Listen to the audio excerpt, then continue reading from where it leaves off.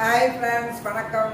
எல்லாரும் எப்படி இருக்கீங்க? நல்லா இருக்கீங்களா? இன்னைக்கு நம்ம பார்க்க போகிற ரெசிபி என்னன்னாங்க ஒரு பாஸ்தா.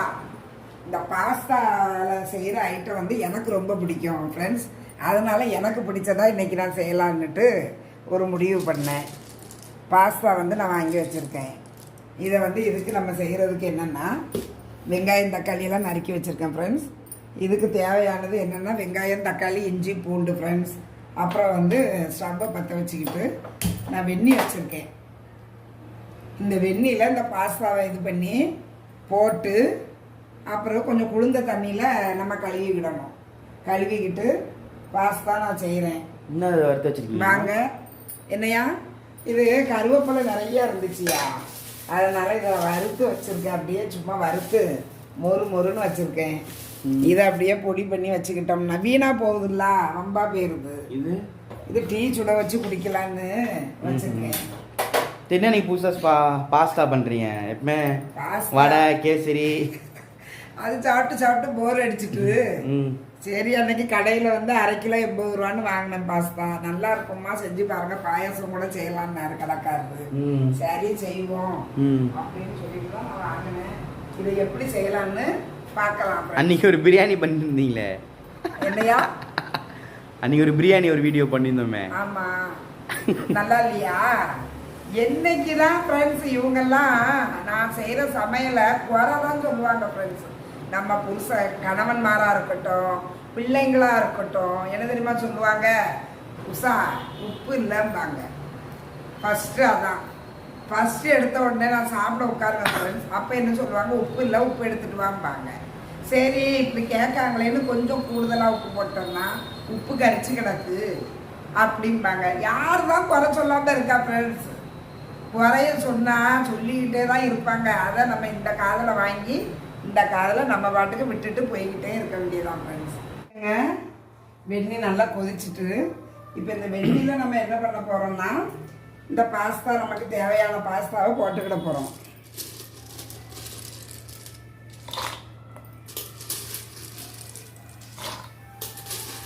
எவ்வளோ நம்மளுக்கு தேவையோ நான் ஒரு 3 கை 3 4 5 3 பேருக்கு எத்தனை கை போடணும்?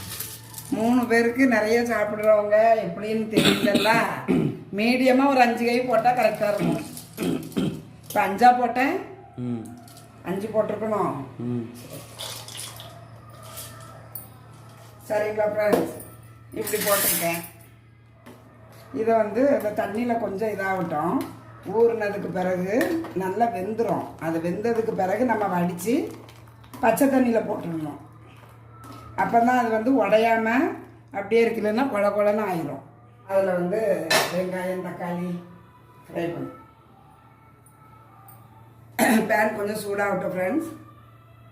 நான் 2 ஸ்பூன் எண்ணெய் ஊற்றுறேன்.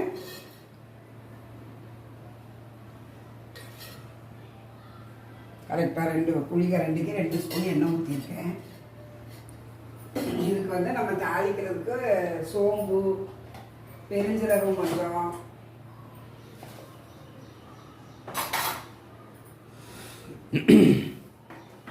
கரம் மசாலா, பிரியாணி மசாலா அரைச்சிங்களா? அதுவும் போடுவீங்களா? ஆமாம், வாசத்துக்கு கொஞ்சோண்டு மிளகாத்தூள், மஞ்சத்தூள்,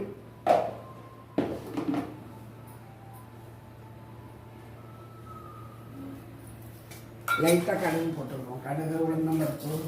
இதில் கடுகு ரொம்ப இல்லை, உளுந்தம் பருப்பு தான் இருக்குது. போட்டால் நல்லாயிருக்கும்.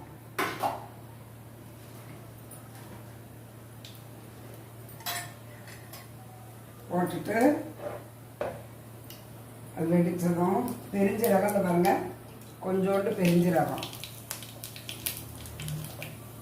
பிரியாணி இலை,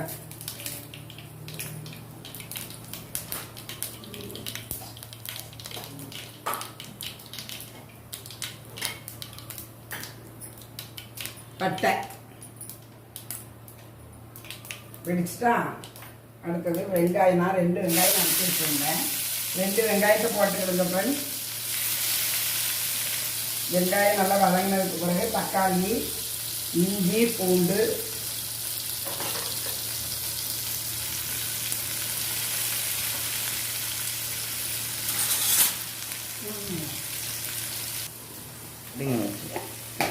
வெங்காயம் தக்காளி நல்லா வதங்கினதுக்கு பிறகு நம்ம வந்து இப்போ மசாலா கொஞ்சம் சேர்க்கணும்.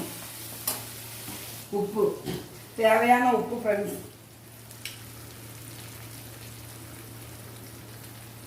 அரை ஸ்பூன் உப்பு போட்டிருக்கேன். இதுக்கு வந்து டொமேட்டோ சாஸ் சோயா சாஸ் நான் வந்து கொஞ்சம் மிக்ஸ் பண்ண போகிறேங்க. இதுக்கு மசாலா என்னென்னா இந்த பிரியாணிக்கு அரைச்சி வச்சுருக்கோம் பாருங்கள், அதில் வந்து ரொம்ப இல்லை கரம் மசாலா ஒரு அரை ஸ்பூன், சரிங்களா? மிளகாத்தூள் ஒரு 1.5 ஸ்பூன் போடணுங்க. நான் வந்து பாஸ்தா நிறையா எடுத்துருக்கேன், கொஞ்சம் காரமாக இருந்தாலும் நல்லாயிருக்கும். 1.5 ஸ்பூன். கொஞ்சோண்டு மிளகாத்தூள், சாரி மஞ்சத்தூள், மஞ்சத்தூள் கொஞ்சம், சரிங்களா? இவ்வளவும் போட்டு கிண்டிட்டு அதுக்கு பிறகு வந்து நம்ம அந்த சோயா சாஸு,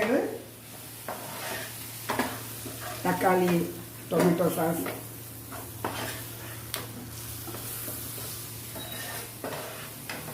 லேசாக தண்ணி வச்சுருவோம் லைட்டாக. ஏன்னா அது கொஞ்சம் கிரேவியாக வளர்க்குறப்ப தான் நல்லாயிருக்கும். நான் வந்து பூண்டு வந்து ரொம்ப பொடி பூண்டு ஃப்ரெண்ட்ஸ், அதனால் பொடியாக நறுக்கி தான் போட்டிருக்கேன் பூண்டு. இஞ்சி போடலை, உங்களுக்கு தேவைன்னா இஞ்சி பூண்டு போட்டுக்கிடுங்க. ஏன்னா அந்த கரம் மசாலா போட்டிருக்கேன், இஞ்சி பூண்டு அது வந்து கொஞ்சம் ஹெவியாக இருக்கும் மசாலா எல்லாம், அதனால் வேண்டாம்னா பூண்டு மட்டும் நான் பொடியாக நறுக்கி போட்டிருக்கேன். அது உங்களுடைய விருப்பம்தான். ஒன்று கூட உடையலை, சுடுதண்ணியில் போட்டு எடுத்துட்டு அதுக்கு பிறகு நான் அந்த ஐஸ் வாழை பச்சை தண்ணியிலையும் போட்டு வச்சுருக்கேன். இல்லை பாயாசமும் பண்ணலாமா? பாயாசம் பண்ணலாம், நல்லாயிருக்கும். முன்னாலெல்லாம் அடிக்கடி இது செய்வோம் ஃப்ரெண்ட்ஸ், இப்போ ரொம்ப செய்கிறதே இல்லை, அதனால் இன்றைக்கி செய்யணும்னு ஒரு ஆசை. இதில் வந்து டொமேட்டோ சாஸ் கொஞ்சம் ஊற்றிக்கிடணும்.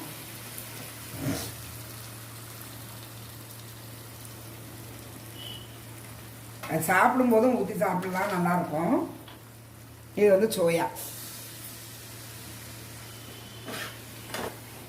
இங்கே பாருங்கள், இந்த வெங்காயம் தக்காளி கிரேவி ரெடி ஆகிட்டு இதில் வந்து நம்ம சோயா இந்த பாஸ்தா வந்து நம்ம தண்ணியில் போட்டு வச்சுருக்கோம் பாருங்கள், இதை அப்படியே அதில் போட்டு கிண்டிட வேண்டியதான்.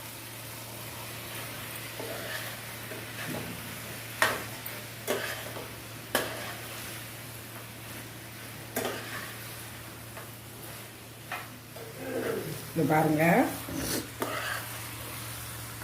நல்லா கலர்ஃபுல்லாகிட்டு ரெடி ஆகிட்டு ஃப்ரெண்ட்ஸ். இது வந்து நான் போட்ட அளவு வந்து ஒரு 3 பேருக்கு போட்டேன்.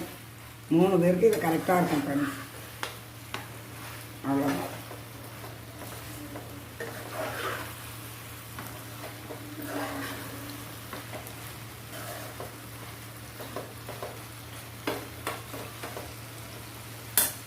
ஒரு 5 நிமிஷம் அப்படியே குக் ஆகட்டும். பாஸ்தா நல்லா ரெடி ஆகிட்டு ஃப்ரெண்ட்ஸ். ஒரு ஈஸியான முறையில், இது வந்து ரொம்ப கஷ்டம் கிடையாது, ஈஸியாக செய்யக்கூடியது. பேச்சுலர்ஸ் பிள்ளைங்க, ஆஃபீஸ்க்கு போகிற பிள்ளைங்க வந்து சும்மா வெங்காயம் தக்காளி போட்டு இது பண்ணி இந்த பாஸ்தா வந்து நமக்கு பிடிச்ச மாதிரி இனிப்பாகவும் செஞ்சு சாப்பிட்லாம், காரமாகவும் செஞ்சு சாப்பிட்லாம் ஃப்ரெண்ட்ஸ். இது வந்து ரொம்ப பெரிய வேலை ஒன்றும் இல்லை. 2 வெங்காயம் தக்காளி போட்டு ஈஸியான முறையில் செஞ்சு நம்ம சாப்பிட்றதுக்கு இது வந்து ரொம்ப நல்லது. இந்த பாஸ்தா வந்து எனக்கு ரொம்ப பிடிக்கும். உங்களுக்கு பிடிக்குமாங்கிறத கமெண்ட்ஸில் சொல்லுங்கள் ஃப்ரெண்ட்ஸ். சாப்பிட்டு பார்த்துட்டு சொல்கிறேன் ஃப்ரெண்ட்ஸ்.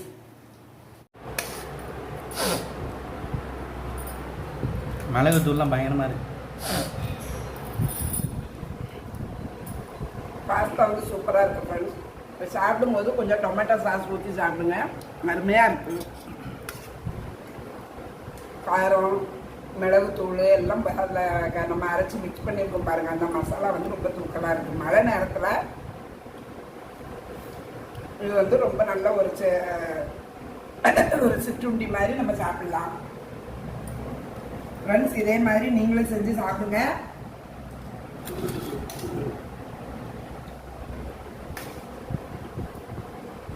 நீங்களும் உங்கள் வீட்டில் இதே மாதிரி செஞ்சு சாப்பிடுங்க ஃப்ரெண்ட்ஸ். உங்கள் பிள்ளைங்களுக்கு எல்லாத்துக்கும் கொடுத்து சாப்பிடுங்க. பாய்.